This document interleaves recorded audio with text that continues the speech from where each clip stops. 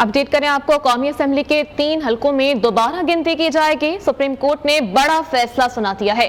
अहम खबर से आपको अपडेट कर रहे हैं कि यह फैसला सामने आया है सुप्रीम कोर्ट की जानिब से कि कौमी असेंबली के 3 हलकों में दोबारा गिनती करवाई जाएगी। सुप्रीम कोर्ट की जानिब से बड़ा फैसला सुना दिया गया है। अहम अपडेट है, अहम डेवलपमेंट सामने आई है कि कौमी असेंबली के 3 हलकों में दोबारा से गिनती होगी। सुप्रीम कोर्ट की जानिब से बड़ा फैसला सुना दिया गया है।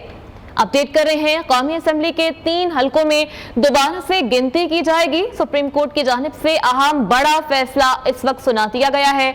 अपडेट कर रहे हैं अहम डेवलपमेंट के हवाले से कि कौमी असेंबली के 3 हलकों में दोबारा से गिनती करवाई जाएगी।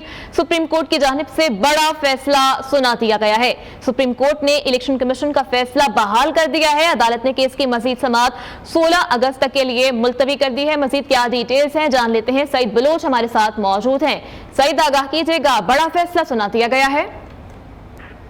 जी बिल्कुल, सुप्रीम कोर्ट ऑफ पाकिस्तान की जानिब से पंजाब के 3 कौमी असम्बली के हलकों में जो इलेक्शन कमीशन का फैसला था उसको बहाल करते हुए ये लाहौर हाई कोर्ट का फैसला कलअदम करार दिया है।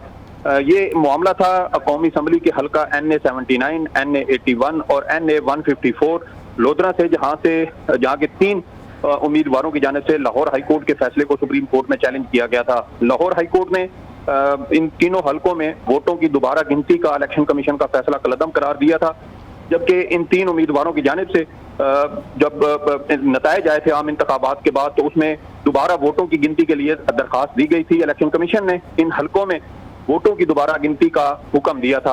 अब इलेक्शन कमीशन के इस फैसले को सुप्रीम कोर्ट की जानिब से बहाल किया गया है, जिसके बाद इन तीनों हलकों में जहां पाकिस्तान मुस्लिम लीग नून के उम्मीदवार कामयाब हुए थे, अब उनकी जो कामयाबी का जो फैसला था इलेक्शन कमीशन ऑफ पाकिस्तान का, उसको बहाल किया गया है। 3 जजेस का ये बेंच था, जिसमें से 2-1 की अक्सरियत से ये फैसला सुनाया गया है और जस्टिस अकील अब्बासी की जानिब से अक्सरियती फैसले से इख्तलाफ किया गया है।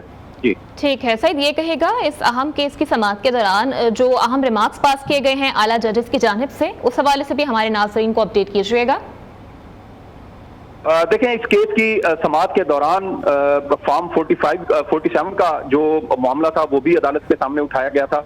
इसके अलावा लाहौर हाई कोर्ट के फैसले में क्या ऐसे कानूनी हुक्म थे, उस पर फ्रीकैन के वकला की जानिब से दलाइल दिए गए थे। लाहौर हाई कोर्ट की जानिब से ये फैसला दिया गया था कि जब इंतखाबी अमल मुकम्मल हो जाता है तो उसके बाद इलेक्शन कमीशन ऑफ पाकिस्तान का उसके अंदर कोई किरदार नहीं रहता, और इसी बुनियाद पर लाहौर हाई कोर्ट की जानिब से जो इलेक्शन कमीशन का फैसला था उसको सेट असाइड किया गया था और इन तीनों हलकों में दोबारा वोटों की दोबारा गिनती का जो फैसला था उसको भी कलअदम करार दिया गया था। लेकिन अब सुप्रीम कोर्ट ऑफ पाकिस्तान के 3 रुकनी बेंच ने मुस्लिम लीग नून के इन तीनों उम्मीदवारों की जो अपीलें हैं वो समाअत के लिए मंजूर की हैं और लाहौर हाई कोर्ट के फैसले को कलअदम करार देते हुए इलेक्शन कमीशन का फैसला बहाल किया है।